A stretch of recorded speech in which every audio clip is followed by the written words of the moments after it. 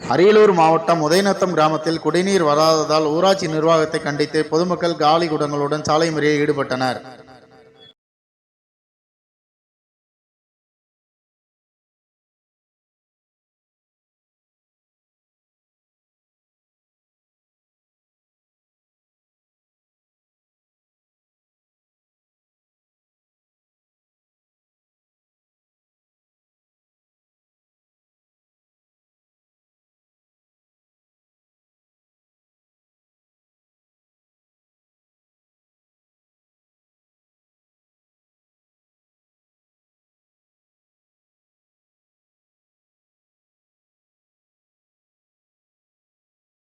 இது குறித்து ஊராட்சி நிர்வாகத்திடம் பலமுறை புகார் தெரிவித்தும் எந்தவித நடவடிக்கை எடுக்கவில்லை எனவும் கூறப்படுகிறது.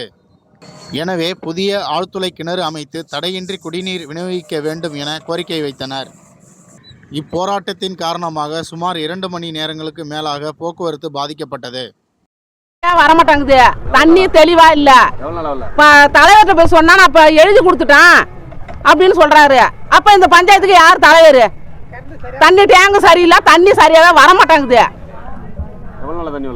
தண்ணி 6 மாசமாவே ஒழுங்கா வரல. தண்ணி அந்த டேங்கு மோட்டரு இதாகி பழுதாகி 6 மாசம் ஆகுது, இன்னும் அதை மாற்றவே இல்லை.